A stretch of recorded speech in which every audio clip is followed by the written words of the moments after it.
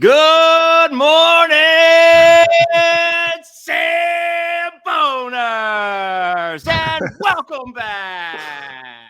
Let's Welcome back go. to another episode of the Samboner Show. I'm your host, Samboner Mick.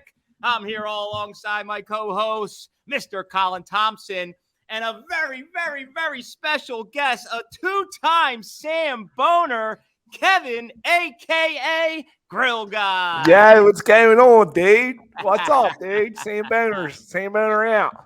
Yeah. Now, Kev, with that, are you imitating Mick or are you imitating everyone else from Philly and South Jersey? No, I started that accent because my friend Dana is born and raised South Philly. She's this like Italian chick from 4th and Wolf, and I just was mesmerized when I met her in like 2006. She's like, "Yeah, what's going on?" I'm like, "What is that accent?" I lived in Philly for like 10 years, so maybe not 10. I think I lived in Philly for 7. I was in Philly for a long time. So How'd you end up in Philly? What are your ties back to the city? I went to Temple. Boom. And then you went to Temple, right? Hell yeah, let's Dude, go I out. thought it was Villanova. No, I didn't go to Nova. I'm a Nova fan, though. I'm a Nova basketball fan. This just Everybody got real is. good, Colin. Yeah. What's up, Mick? This just got real good for you. It got real good because I'm a Temple guy and I'm a Villanova basketball fan as well. Let's go. Yeah, I mean, I didn't really become a Villanova basketball fan until I'd say like 2013. Great. I went and saw practice. When Art showed up. Yeah, basically. I went and saw a practice. I'm a basketball coach. This is my first year not coaching. And I like as a high school coach, I went and saw a practice, Jay Wright practice. I was like, this guy's one of one. This dude is insane. So yeah, I've been a Jay Wright fan ever since. And now just like the whole Nova system, I just really enjoy watching. Yeah, we've been spoiled. We were talking about this on the show before. So I grew up playing football with Ryan Archidiacono. Yeah. And I still say he's the best football player I've ever played with. He was just Really? head and shoulders above people. Yeah, Ryan was insane. He could throw it. He could catch it. He could do everything. Was he your quarterback? No, he was not. But he was like a wide out running back. We had a good quarterback at the time who was my quarterback in high school at Wood. Word. But Ryan went on and Ryan would like just come and go as he wanted. And I'm like, Yeah. this guy's not committed. What is this guy doing? He's at AAU basketball. Whatever, man. Why is he doing that? 6th grade, 7th grade AAU. Like, And then I'll never Then forget. he starts 30 games for the Chicago Bulls. Yeah. And it was great. When I was with the Bears, we got a picture at center court together. So that was like a really big, Word. Moment for me. That's stuff I really, really, truly cherish, where you're sitting there at youth football playing together and you're like, him and I were a little bit like-minded. We're like, hey, we want to go play pro football and pro basketball. Yeah. And people look at you and roll your eyes. And then here we are in the middle of Chicago Bulls center court taking pictures when we're with the Bears and the Bulls. So You're like, fuck you, losers. Dude, Kev, so take us in though, and we're going to get to Chicago, but like just back things up. How did this whole grill guy thing start and expect it to be where it is today? Well, Mick knows the story here, right? I think I've told him, but I'm still the grilling is still a missing phenomenon, to be honest with you, Kev. And you don't want to change your name because you'll lose your verification probably or whatever you got going on. I don't have any verification, but I'll tell you the whole story. So here's the story. I was a teacher and a basketball coach. Like I was never the athlete that you or anybody that played at a high level was, but I was a pretty good football player, pretty good basketball player, but I always wanted to be a basketball coach. Like that's what I always wanted to do. I always wanted to teach and coach. I just knew that's what I wanted to do. And so it took me like 7 years to get my diploma, and I finally did. I was like 25 or 26. And the high school that I got hired at is in Brooklyn. It just so happened was like starting a basketball program. And so I became a varsity head coach with 0 experience, which is crazy. I mean, I was bad for sure, but I learned, we got a lot better. I had some success there. I ended up coaching at the college level. I thought maybe I wanted to go be like eventually get to the Division I level. And I just realized like in college, even at the Division III level, it's like, number one, it's a grind. And number two, it's a fucking business. And I got sick at this time. I had cancer and I was like, I think I just want to be at the high school level and just kind of work with kids really is what I wanted to do. And so I ended up taking over a program in Jersey and I was just teaching and coaching. I was going to do that forever. Like I was happy doing that. And my boy hit me up one time, who's a friend of my wife's, and he's like, hey, man, I work for this social media company called Doing Things.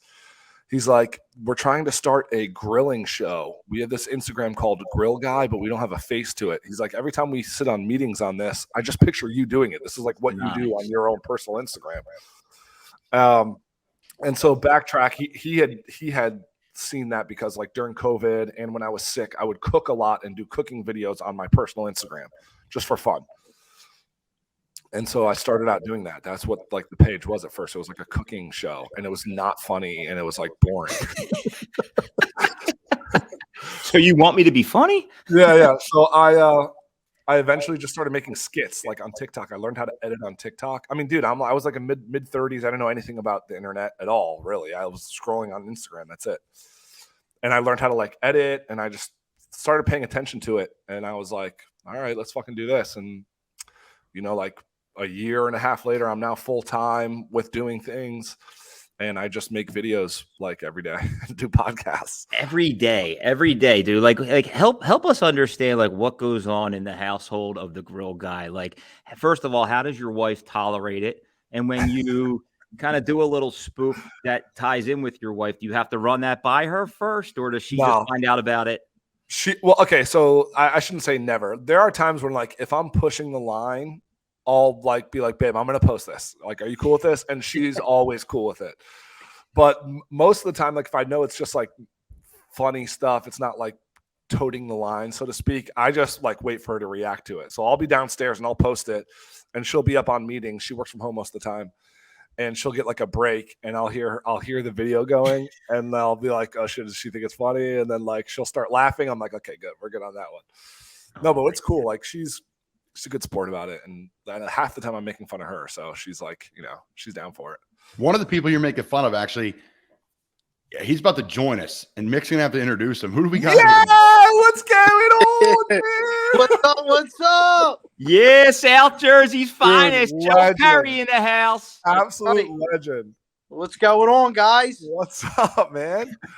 Just What a another surprise. day. Another day selling Chevys for less. Not because we sell them for more, but because we sell them for less. That's Hell funny. yeah, dude. Oh my Joe, it's so God. nice to talk to you, man. You too, pal. Nice meeting you guys. Yeah, too, Joe. Joe Perry's a big time Samboner, big fan of Kev. And that little skit you put on, Kev, was absolutely hilarious. And I'll tell you, and there's no place like South Jersey or Philadelphia there's nobody else that can tolerate shit like that, man. But the laughters that you guys continue to bring for everybody else, the community's hilarious. When he made the video, people were like, "Aren't you mad that he did?" I'm like, "No, I love it." What do you Absolutely. I also like, I really hope, like, when I did start doing the internet, I told myself, like, I want my page to at least be something that people like laugh at. I don't want it to be like at the expense of people. Yeah. But like that being said, like I do parody, I do imitation, but I think if it's done like tastefully, you're not like making fun of people. Like I hope you didn't feel I was making fun of anyone. Like, it's just really the accent, right? Like it's like, and there's it's only one great. accent to use, and it's just it's what it is. And I love it.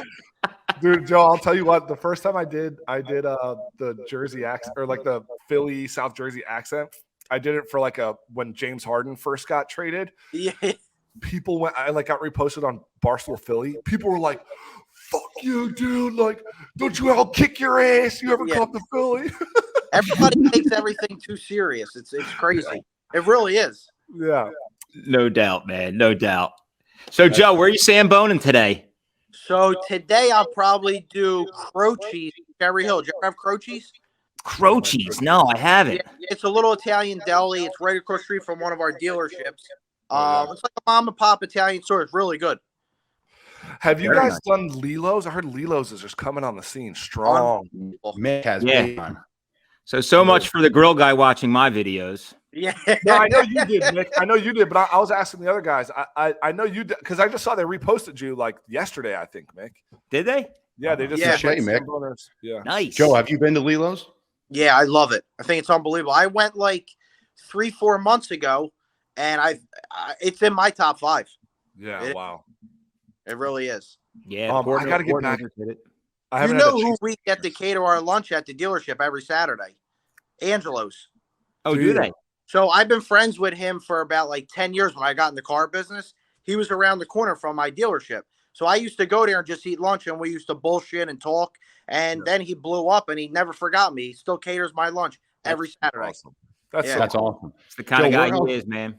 Where else, Joe, around your dealerships? Because you're saying you have a few there, like that you love to go to. So the Knicks, one of my best friends owns in Mount Ephraim. His name's Joe Fab. He's one of my favorites. Or his chicken cutlet, I was saying, is unbelievable. Wow. His cheesesteak's good too, but his chicken cutlet's definitely better. Yeah. So I like that. And then, did you ever hear of Chick's Deli? Yes. Yeah, Chick's is good too. I like that. Right in also. Cherry Hill. Yeah. So Cherry Hill also has those, like, are they called it's not Zeppeli, but it's like a South Jersey thing. It's like fried pizza is really what it is. It's like a pizza empanada is the way I try to describe it. I can't think of the name of it. Do you know what I'm talking about? like a pizza roll? It's like it's not a pizza roll. A small stromboli? I don't know. It's a deep fried like cheese and sauce thing, and they have a name for it. It's like you can only find them a couple places in Cherry Hill, I feel like. Wow. Oh, the Tarantino Panzerotti? Panzerotti. Yes. Damn. Panzerotti. See that? That's why I keep getting fatter. I can't stop. We're on the same thing. But that's a very a couple towns I feel like in South Jersey do the Panzerottis. Yeah. And they're delicious. They're like pizza puffs in Chicago. Listen, I don't know if you there's ever had good that. food. There's definitely good food in Cherry Hill, but my opinion, there's nothing like South Philly. Oh, of course not. I mean, we have the elite of the elite food there. Even if it's not cheesesteaks, the pizza's good, but just the Italian food's unbelievable. It really is. Yeah. Did you ever go to Villa de Roma? Anybody ever go to Villa de Roma? Is that the one on 10th and Yeah, I lived right above it. I'm born and raised right up that street. So I lived on 10th and Christian for a while, right across from the park. Yeah, well, that park has my grandfather's memorial in it. That's where we grew up at, right there. Way. Yeah, Wow. right at the bocce court. Yeah.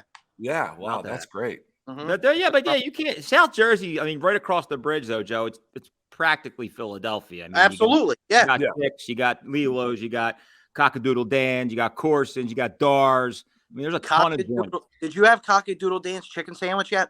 No, but the cheesesteak was in our top 10 this go around. Chicken sandwich. My God. It's unbelievable. Joe, when are you gonna make a debut, buddy? We need you on the board. Today, Joe. Joe. Whenever I'll do it. What's today? What time do I leave? What about tomorrow? Can I do it tomorrow? You should do it live. Joe, get in Joe, there me and you. rip. Joe, me and you should meet down there. We'll get Mick, Colin, if you're around. We'll go to a place. We'll do it live. Well, I'm ready to go whenever you guys do it. Dude, and Joe, you got Kev. the vest game on. You got the vest game going today, Oh, the dude. Today might vest. be the day. do. Yes, I do. Listen, Joe, get it done the next 2 days here. Okay. And if you solo Samboner, and then we'll set some up with the gang, Okay. Samboner Nation, a couple OGs, and we'll do a South Jersey Samboner. I'm in. Whenever you guys are available, let's get it done. Done. There it is. Any last words here for Joe, Kev, as you're leaving? Any motivational words from dealership that you could mimic? I just hope that it got some eyes. I hope the videos we did got some eyes on the dealership, and then it'll all be worth it. The whole thing again, like I'm doing parodies, but if I can get a couple, local spots, some more eyes on their pages, then it's all worth it. Yeah. Yeah, definitely appreciate that for sure. Might have to come down and get a Silverado today. Yeah. 2022, dude. I love it. I love it. It's great talking to you, Joe. Joe, we appreciate you coming on, man. Thank you, Joe. Thanks, guys. Enjoy your holiday. If I don't talk to you, okay? Happy Thanksgiving. You too, brother. How good. Just Enjoy your holidays. enjoy use. If I don't talk to use. Yeah. Isn't that a beautiful thing, though? I mean, real guy, you're getting on there and you're breaking stones, but in a way where it all ties back to that brotherly love, right? Like that doesn't give a shit. He loved it. He embraced it. I've done only a couple impressions on my page. Like I did Theo Vaughn, and Theo Vaughn is like my favorite podcaster and comedian, like by far. I think Theo Vaughn is a fucking genius. But when I do his like impersonation, I hope he sees it and doesn't think I'm like making. Number one, I hope he sees it, and number two, I hope he doesn't think I'm like making fun of him. It's a line you got to kind of tote. Like I don't want people to feel like I'm fucking really. You don't have to tell me, dude. I gotta be honest with my cheesesteak reviews, and when you have staples such as I'm not even going to bring the name up, and I gotta tell them that their game is off. I'm that guy, right? I'm a walking target at this point, Kev. Yeah, I know. You got to turn them away at this point, I'm sure. Hey, People got to bring like the I said noise, before, man. Mick, there's a soft landing spot to everything. You got to find what it is. Is it a cheesesteak you suggest maybe after a ball game when your daughter's playing a baseball game down in South Jersey or a softball game in South Jersey, and maybe you stop there and get a cheesesteak, or is it the place you're sending your buddies to? Is it the place you're sending people out of town to? I think there's a really nice way for it to land. It's just hard for it to land that way. Yeah. I do the bar of the week, man, on my show, and I like yesterday I wanted to give the score a 3 out of 5. On one of the things I rate on, but I couldn't because I know the owners. That's a real. That's the fine line. Kev, yeah, you're from Chicago. What's the better food city, Chicago or Philly? I get asked this a lot, and I get asked like the pizza thing a lot too, which is better pizza. I think like every city has really good food. And so I don't want to say like this food is better than this food. I will say I enjoy East Coast style food better than I enjoy like what you can get at restaurants in Chicago. That being said, nothing is going to top an Italian beef sandwich for me. Like Portillo's Italian beef sandwich is, I'm personally going to take that over a cheesesteak 100 out of 100 times because it's nostalgic for me. It's what I grew up eating. I like remember going into the Portillo's and getting that and the root beer or whatever. And same with Lou Malnati's. Lou Malnati's deep dish to me that's the best pizza I'll ever have. Like no one's ever going to top that for me. But it's because it's tied to memory. It's tied to like growing up, So, but no, there's a lot of things that are missing in Chicago. Like there's no breakfast spots. There's no true now I grew up in the suburbs also. So it's not like I went to corner delis, right? But even in the times I've been in the city, there's not like a deli culture. There's not really a breakfast sandwich culture. They don't have that. They have diners, but they're not the same as East Coast diners. And in the burbs, it's a hot dog town too, though, isn't it? So, how out here there's like pizza joints? Yeah. You go get a slice of pizza. In Chicago, and again, I'm speaking from like the suburbs, you don't have that. Like there's no, in the suburbs out here, you go to pizza, every town has 2 or 3 pizza shops and you can get a slice or you could eat there. Those are hot dog places in the suburbs of Chicago. So you go to a place and it's like a hot dog place that also has burgers and fries and like chicken sandwiches and all that, but it's not the same. It's like grilled barbecue chicken sandwich and it's just not the same. So the East Coast is winning on a lot of those things for sure. Now, real quick, are you White Sox or Cubs? I'm Cubs. All right. But I'm sorry, but baseball's dying. Oh, no, it's not. You guys aren't feeling that because you're Phillies fans. You guys just had the run of the century. I mean, that was awesome. Right? It is dying. It is dying. That doesn't mean you're not fans of the Phillies. It doesn't mean wouldn't go to a playoff game when the place is packed. Correct. But I'll never forget this.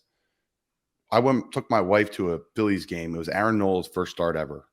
Her dad went to LSU, and I'm like, let's just go to the game. We're LSU fans too because of him, whatever. And he went to LSU, so we're gonna go to the game. We go to the game, and I was sitting there, and I'm like, now it was the dark days of the Phillies. Don't get me wrong. And I'm like, baseball. This is so boring. This is so boring. There's no juice here. It's just dead. There's no applause. It's just not the same. And I don't think I've said it before on my show. They've done a horrible job growing the game, and they freaking put playoff baseball games at noon, on a Tuesday when kids are in school and the blue collar fans are at school. The heartbeat of your fan base is the youth and the blue collar hardworking people that are working 9 to 5. And you put a baseball game at noon. Yeah. Who can just pop out of work like that? Seattle's first time in the playoffs forever. And again, I'm hijacking the show here, but Seattle's in baseball, the playoffs for the first time in 25 years. And their game was at 11 a.m. It's crazy. Pacific time on a Wednesday. And you're trying to grow the sport. So to me, baseball is dead and will never come back from it. It'll always be around, but it's never going to be a top. It'll never be in the top 2. Basketball and football. I mean, football is so light years ahead of everything, which is crazy. Because it's great, but the rest of it, they definitely have to speed the game up. I mean, 162 games, and some of these games are going 3.5, 4 hours. Yeah. And I will agree with you. The last 2 months of the season, Citizens Bank Park was scarcely empty. But hey, I don't think we're fair weather fans. I mean, we're just we're jumping on. It was a beautiful, beautiful ride, and that place was fucking rocking, right? Rocking and rolling. It was the most electric sports atmosphere across the entire country. Every single night we were in a playoff game or a World Series game. I think that's a testament to the town, though. I don't think that's a testament to the sport. Like, dude, that town goes fucking nuts. I was there in 2008 when they won. I worked a shift at the Chili's on 13th and Filbert. Nice. And I remember they won. I got off and I went to Locust Rendezvous. Is that still there? It's on 13th and Locust. Getting a little kinky on us, Kev, here. Yeah. It wasn't like that, but it was fun. Well, we just partied in the streets. Like, we partied in the streets all night long. Like, so yeah, I think that's a town. I just think the sport, like, even basketball. Everything is cyclical, though. Like, when I was growing up as a kid, like, this was a hockey town. Like, Philadelphia Flyers were number one. And then, it shifts from, Phillies to Sixers. Then it became a Sixers town, honestly, when they won in 83. Like, and then it became a football town and a baseball town. Right now, I would say it's primarily a football town. Football, yeah. I think the world has become a football world now more than ever. And again, like, it's chaos. Like, because of the phone and because of how accessible it is and the scheduling. I think fantasy football changed everything. Yeah. A couple nights a week, you're watching football. Like, really, if you wanted to, it's with the Maction now. It's like 7 days a week football's on. There's NIL, there's fantasy, there's so much drama around the game. Yeah. And being in it, I've seen it. It's like you're entertainment. It's entertainment. It's a whole other level now of just the game. Kev. Connor, are you still playing? Yeah, I'm with the Carolina Panthers. Okay. Yeah. So what year did you, 4 years in, 5 years in? How many years in? I'm 6 years in. 6 years in the NFL is a career, dude. It's been on and off. It's been on and off. I've been XFL, I've been AAF, but 6 years of pro ball, man. It's crazy. My Christian McCaffrey and Sam Darnold were making fun of me, like, bro, you have this podcast media platform, not for long, but like, dude, you were going 6 years in the league. What are you talking about? So, dude, I'll tell you what, though. I think that more athletes need to be doing what you're doing, because social media. And me and Mick, we've had these conversations. Social media is like, I don't think people even realize how powerful it could be for a personal brand. Like, so people, like, I think of it a lot as like college athletes. Like, college athletes will, like, dudes at Nova are all blue check marked. Some of them have 20,000 followers and they're not posting ever. And it's like 26,000. It's like, dude, number one, you should be at 70,000. The amount of people, like, just look at how many people come to your games, let alone watch your games across TV. Those could be grown to 100K easily, but they're not really doing it. And then, so then professional athletes, they don't need it for the money, but it's like, dude, if you want to get into broadcast journalism or you want to get into something else, like, use a social media. You're an NFL player. Use it while you're hot. You're blue check marked, use it, start putting shit up to show you're good on the mic, you're entertaining. Like, then it just becomes a resume for whatever's next after football, And I'll say this, professional athletes, we need the money, because especially football, $0 on the majority of the contracts are guaranteed. Literally zero. I signed a $1.2 million deal with the Giants. I made my signing bonus, which was $4,500. That was it. Yeah. So, everyone walks around like that, These guys, dude. Your point is spot on, though, Kev. Like, I watched our episode, our cheesesteak episode, just to see what it looked like, and then when it ended, another podcast came on. It was the Kelsey brothers, and they had Jalen Hurts on as their guest. And I'm sitting there thinking, like, I'd rather watch this than ESPN.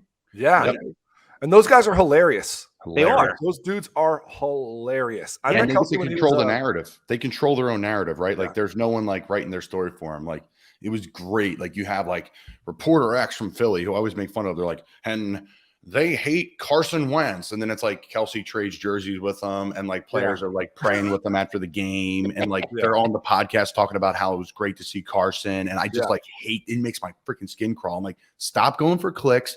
Yeah. That's why I think it's going to be gone. The press is going to be gone. For sure. There's going to be hubs. There's going to be a couple really respected people. But at the end of the day, it's going to be player driven. Like JJ Redick crushes it, right? Like, these guys crush it. That guy kills.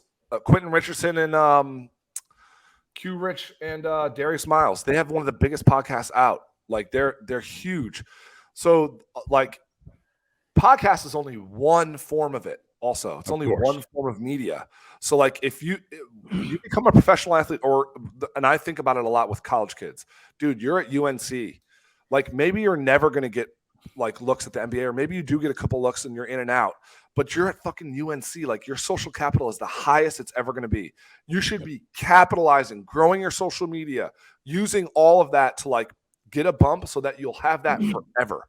Then you could just work off of your social media. Like that could be your job, right? Like it's a huge piece of leverage. And that's why we started the show with Mick at Not For Long Media and Samboner's. It's like, Mick's like, hey man, what are we going to do? I'm like, we're going to start a show and we're going to rock and roll. We're going to have all these awesome guests on like you know, and that's, well, the I don't know if I'll be you should get some cooler guests like Christian McCaffrey. Yeah, I'm not going to be able to. C-Mac's like, what do you eat today? C-Mac will be like, some ground turkey. No. He like I always joke with people, like how many freak of naturally gifted people work hard? He's like one of the 3 I've ever been around that do it. Yeah. But he lets it rip and he has some good times when you do. He was busting it last night. Oh, dude, the guy's the best player in the NFL. Everyone's like, stud. You should hear the freaking comments when I put that on. Like when we traded him, and like it was a tough, obviously, decision for our people too. Like, he is the best player in the NFL. No, guys, he's the best player. Yeah, he's the best player in the league. He's a different cat. He does everything really well. There's not many people like that, and he's the combination of someone who's extremely gifted, who works really hard and sacrifices tons. I mean, the dude sleeps in a hyperbaric chamber the whole offseason. The guy gets IVs like the guy's a different level than every player. He's helped me I love that. Get better. All right, Kev, where are you going? Are you in South Jersey or North Jersey? North Jersey. Okay, where are you going up there in North Jersey to get a bite to eat? I mean, I know it's kind of out of Sambonerville, but Sambonerville. Two-time Samboner. The place I Samboned a dog on a course once, I think. And so I'll tell you the best hot dog place I've been is Chris's Red Hots. He has a huge TikTok following. He's got like 230,000 followers on TikTok. And it's just him making these hot dogs. They literally just go live and make hot dogs, and they have a huge following. And I was like, all right, so this dude is like figured out social media. Dope. I'd love to go try his stuff. I'm telling you, it was the best hot dogs I've ever had in my life. They're dirty. That's by your house? It's by your house in North Jersey? Newark. Yeah. Newark. It's on a park in Newark. It's like literally on the side of a road. It's a truck, and the business has been around at that location in the park for like 35 or 40 years. Like it's been there forever. And they literally he just goes there every day. People pull up, they get dogs, they leave. There's no sitting there. It's none of that. It's like a park. People drive up, get their dogs, and leave. And it's the best dogs I've ever had in my life. Like the toppings are insane. He comes up with crazy combinations. It's just incredible. So Chris's Red Hots is definitely where I go for hot dogs. Mick and I were talking about that. Mick and I were talking about earlier, though. Sorry, Mick, about companies not capitalizing on their social media. Like literally what you just said, Kev, is dude, I saw it and I went. Yeah. I'm trying to do this so I'm trying to shift. I'll just be transparent. Whatever it is, what it is. I'm now starting to shift get into different type of content because I do basically only skits. So like the podcast is bringing me into another area, but I want to open that up even more. And like one thing that's like a big part of my life that I never post about is like going to the gym. I don't ever post about that, like fitness or sports. I'll do my Monday night basketball leagues and I give my over-unders and shit. Yeah. But I want to start like, I don't want it to be like heroish, like, oh, went to the gym on a fitness journey. Like it'll be funny and comedic. But I'm like, I've approached a couple businesses about like, hey, like I want to post every day. I want to tag your gym. Like I'll help you grow the social media. Maybe we can exchange like some classes for that. And people are so reluctant to do that. And I'm just thinking to myself like, dude, I will get, and I know that this sounds douchey or whatever, but it's like, I'll get 30,000 views on your page every single day. Yep. Like that companies pay thousands of dollars for that, like, so I don't think people realize, I don't think people realize how valuable it could be. And I'm not like trying to I am trying to get free classes, obviously, but it's not like I'm trying to jip your business. Your business is going to get way more out of this than I will, like a couple free classes, But do you think maybe they took a good look at your double chin or your beer belly and said, you know what, it's probably not good for this? Dude, this guy's way far gone. Listen, that's the target audience for them though, right? Like that's what I'm saying, dude. I'm like dude, I'm a suburban dad that like rural dad. I work out. Yeah, I work out just enough to not get fat. That's like, I'm in the gym probably 4 days a week consistently, but I'm eating and drinking beer. So I'm not going to to shred out. I'm not going to lose any weight. I eat like an asshole, and then I like maintain it in the gym. Yeah. Don't we all? Anyway. Don't we all? I know. Nick's talked about on here before about how he's balancing the Samboner lifestyle. It's hard, dude. It's a fucking grind, grill guy. It's a grind. Sandwiches every day is no joke, dude. Nah, I don't do them every day. No, I know. But whenever you're posting, for me, it's like every time I do a podcast, I drink a beer, and then it's like one beer turns into 3 pretty quick. Yeah, well, Kevin's debut, Samboner, it was pretty miraculous, honestly. I don't know how he pulled it off. He opened up his refrigerator, and then before you know it, he's there eating a sandwich and drinking a beer. I'm thinking the whole time, does he have a fucking camera in his refrigerator? Like, how did he do this? It's pretty remarkable, but a hell of a debut. That place that I Samboned, I go to probably. I mean, whenever I go to a deli, I go there. It's called Mazzella's Italian deli. Oh, Mazzella's Mountainside is what it's called. It's just an incredible Italian deli. 2 dudes from Brooklyn. I think they're brothers. And they moved out here and opened it up probably 15 years ago or so. And it's just incredible. Like all the great Italian delicacies there, and they're fresh made bread in house. Yeah, it's incredible. Kev, pork roll or Taylor ham? Did you see what I just posted the other day? I did. Yeah. It's pork roll. It's pork roll. There's a Mason-Dixon line in Jersey. And it's like it's a pork roll line, and it's like people above this line say Taylor ham and people below this line say pork roll, and then there's like mixed in because people are moving back and forth from Jersey and shit, but it's they married in different families. Yes, exactly. It's like the Capulets and Montagues, but it's pork roll. I mean, it's very clearly pork roll. Like the product is called pork roll. It originated in Trenton. The product is called pork roll. It says it on the packaging. But it's by the Taylor Company, the Taylor Ham Company. So they made a bunch of different types of ham, the Taylor Ham Company. One of the hams they made was pork roll. That's what the product is. That's what you're eating. So it's like, it doesn't make sense to me, the people that say Taylor Ham. They're just they're fully wrong. Post that right now. Yeah. Done. It's been clipped, signed, sealed, and delivered. Yes. I couldn't agree more. Mike Burton's a buddy of mine. We're going to have Mike on our show, Samboner Mick. He's even more disciplined than his food. He's the fullback for the Kansas City Chiefs. I don't know if you guys, anybody was watching the game the other day when they kicked like a squib kick. He's 45 who picked it up and ran around like a nut. Got a little juicy with it. Went nuts with it. He went to Rutgers, walked on at Rutgers, ended up being like a captain and a draft pick as a fullback. Like, you want to talk about a grinder. How sick is that, man? Sick, dude. Where in Jersey he's from? What high school did he go to? Do you know? He's from the shore up. He's from closer to the beach. I don't want to say. I coached in the Shore Conference, so I'm sure I know what. Did he go to South? He didn't go to Middletown South, did he? Oh, I'm going to look at it right now. But essentially, he freaking Taylor Ham, and we were with the Bears. I met him with the Bears, and he's been a huge influence. He went to West Morris Central High. West Morris, okay. Yeah, that checks out. That's Taylor Ham country. He's from Long Valley, Washington Township, baby. Yeah. But like, Kev, did you vacation in the Jersey Shore? Yeah. I mean, growing up, I definitely did. Oh, really? Okay. Yeah. I mean, I know a lot of Philly guys are usually south. We're Sea Isle City. We vacation. Yep. And Colin's a big Cape May guy. He'll tell you all about the local bars in Cape May and that they're the greatest. I'll tell you what, let's go to a bar in Sea Isle in February. Yeah, we should, dude. I'm down. They're closed. I love a winter beach bar. They're all closed, Kev. They're all closed. Yeah, like Cape May, they stay open. Are you a Cape May guy, Kev? No, I did a lot of LBI, Belmar, so like the northern Jersey Shore. Okay. Have you ever been to Kelly's?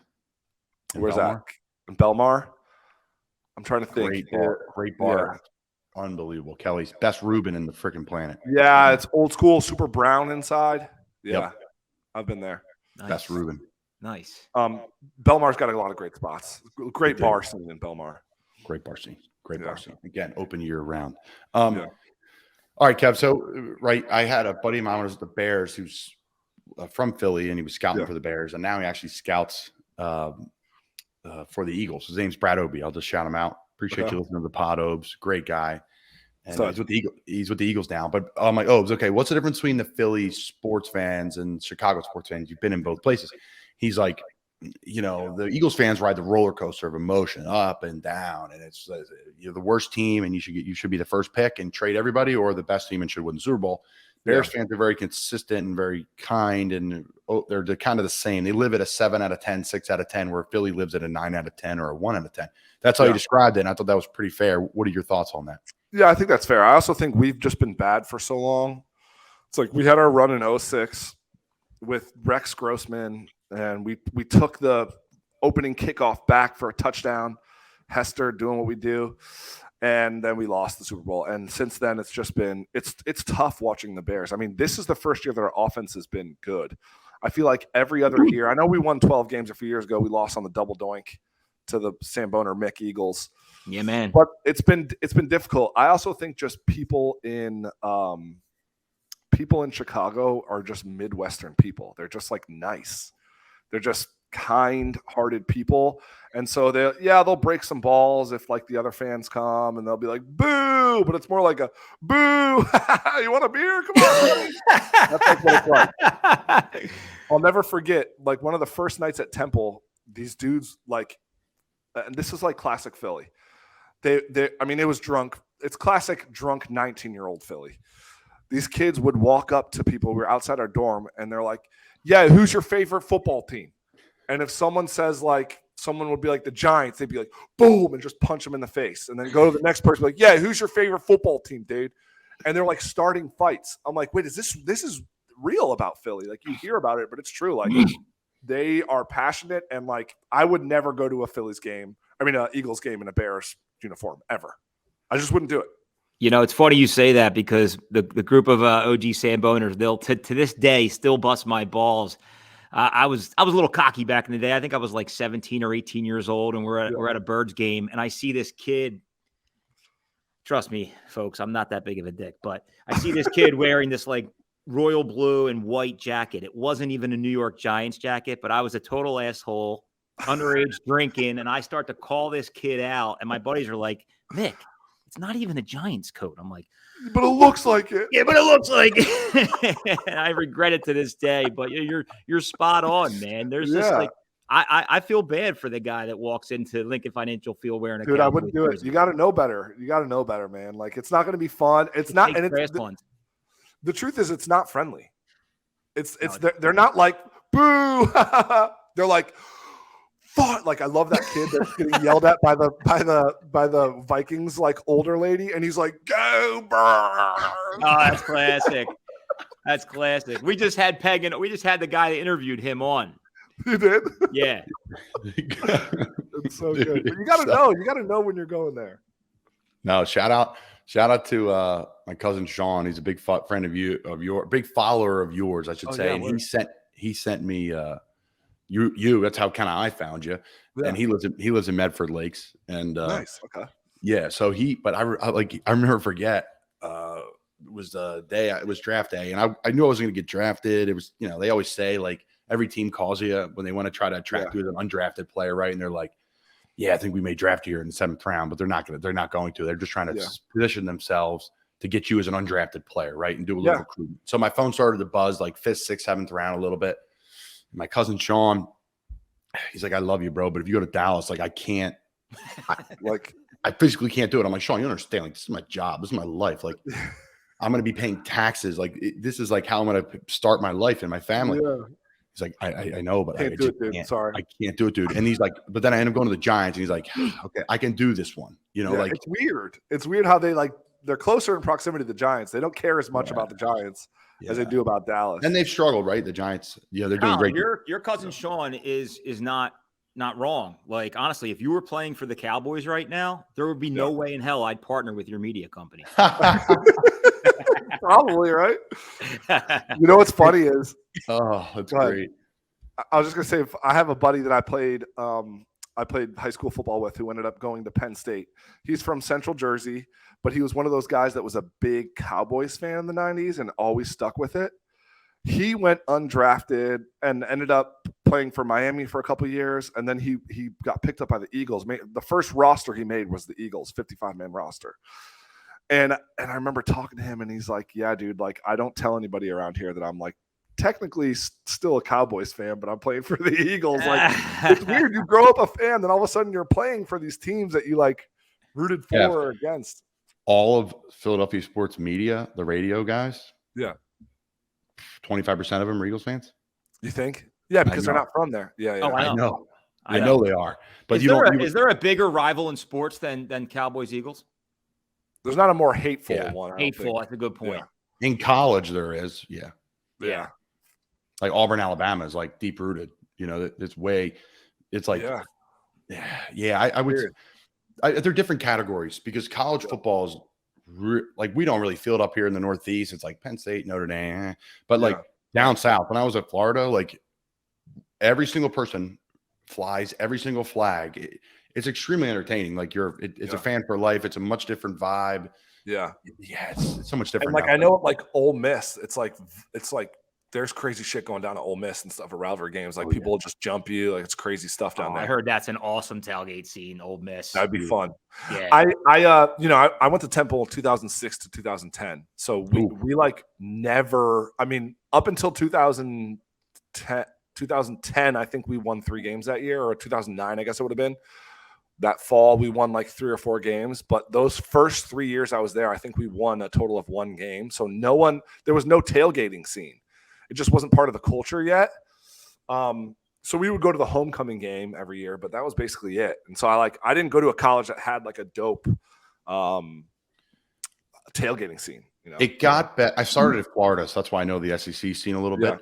And my wife and her family's Alabama, LSU, Louisiana, like they're deep rooted. So I get to really kind of see it through them, and where they have a beach house in like Destin, Florida. It's like crazy, man. It's like a rainbow of colors. Everyone's wearing everything from Tennessee to Ole Miss to Florida. Crazy. But when I was at Temple, it got really good. The tailgate scene. What years were you there? The good ones. I was very lucky. I transferred in. I was there 14, 15, and 16. So I was there 6 and 6 year. Awesome. I was there. And then back-to-back 10-win seasons with Coach Rule. People don't talk about how many NFL players from Temple are from Temple. Like they're like we have like 20. I think we have 26 right now. There's probably another. There'll be 5 guys in the XFL, and there's probably another 5 guys in the CFL, and there's probably another 10 that are at home on the street that should be in. Yeah. I got there when I transferred in. I was like, why aren't all these guys at Florida? And studs. I thought I was going to come in and be like, this is a joke. Yeah. It was not the case. I was blown away. We won 6 and 6 and then won 10 games back-to-back years. But back to the tailgate and the food and the good times. Yeah. I mean, when I would walk in, you were talking about FOMO and anxiety, because we would walk right down the middle, right where the link is. You walk right down the K lot, right into the stadium, right through the field, right to our locker room. It was called the fly-in. And when I first got there, and then until I left, was chaos. And a great Penn State, Notre Dame, people are all at those games. I get it. And they were so much fun. The tailgates there for Temple games are great because you can get parking. You can have a great time. The traffic's not crazy. Tickets are affordable. And it's just a different vibe for college. Dude. Like, it was like after the games, we had the Temple players were there freaking 5 hours partying. And people, it was great. And they'll stick around.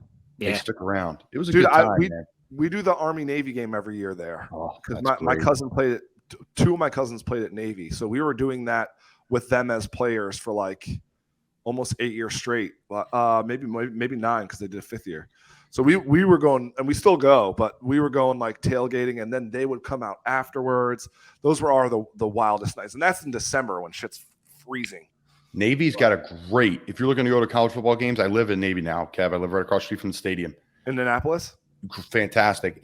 You can go in and out too. You can leave the stadium and go back to the tailgate and go back into the game. So you can. I didn't know that. Yep. So it's a real unique. If folks are looking for a college football atmosphere and to do something different, and it's like they got lawn seating, they got everything. We're off the rails in the show, but there's great food and good times. And like think about Navy too. Like you can wear like a Gators shirt, or you can wear like a freaking Alabama shirt or a Penn State shirt, and no one cares. Like everyone's a fan of another place, but it's because of Navy, because of Annapolis, or And even at the Army-Navy game, they're like, there's rivalry, but it's like everyone says we're all on the same team, you know. Not today. They still flip that. They still flip that rivalry. Like I think DC and Philly. Philly this year. Baltimore. It was in Philly a lot, but I know they did. Where was it last year? Was at MetLife. It was at MetLife. It goes MetLife, Baltimore, and Philly are the big 3. They're talking it around the Mid-Atlantic. Okay. Yeah. Always a great time. What do we got here as we finish up, Mick? Any I guess I got to ask the powerful question. Like, what's your favorite cheesesteak? Yeah. You got a spot? Dude, you guys are gonna like make fun of it because I left in 2012, and I've been back a couple times. But when I left in 2012, my favorite was Jim's on 4th and South. I thought Jim's on 4th and South was like really, really good. So I've still done that, but I haven't done any of the other ones that you've talked about, Mick. I haven't done like Angelo's, right? I haven't done that. Yeah.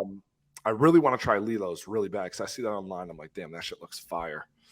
But yeah, I think I'm in. I got to come maybe we'll do a couple, and we got to find out what my new favorite cheesesteak is because I don't know. It's been a while. But yeah, I would say Jim's on 4th. Jim's on 4th is a very respectable selection. Yeah.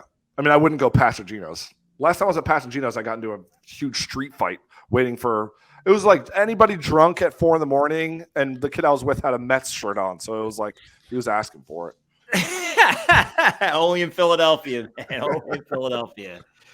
No, that's All good right. stuff, man. Well, Thanks, we appreciate you, dude. We appreciate you. Thanks so much. I love what you guys are doing, man. Keep grinding. You know, this is good stuff, and I'd love to have you guys on my pod too. So Awesome, dude. Oh, wait. I have to plug one thing. Please plug anything you need. Oh, here we go. I just got the craziest guest. I interviewed her Saturday. And by crazy, I mean just like really, really big. I can't believe I was able to interview her. Do you guys know who Anna Delvey is? Do you know Inventing Anna on Netflix? It's a show about like this girl who I guess she pretended to be a German heiress and like conned people out of millions of dollars. Oh my God, yeah. You had her on your show? Yes, dude. It was the best interview I ever did. As soon as I got there, she made me build an IKEA dresser. Wait, where did you do the show? At her apartment. She's on house arrest. She's on house arrest. You're fucking crazy, dude.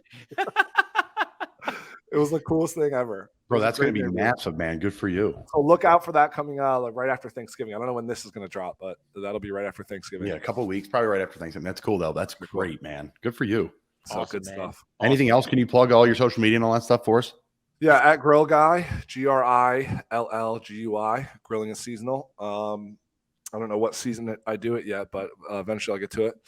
Yeah, and then my TikTok and my podcast is the Grill Guy Podcast, and that's on all platties, as I say. Good for you, man. Platforms. It's great. Pal. Appreciate you guys. Yeah, Kev, man, we appreciate you. I'm Colin Thanks so much. Thompson. Samboner out. Keep on Samboner, brother.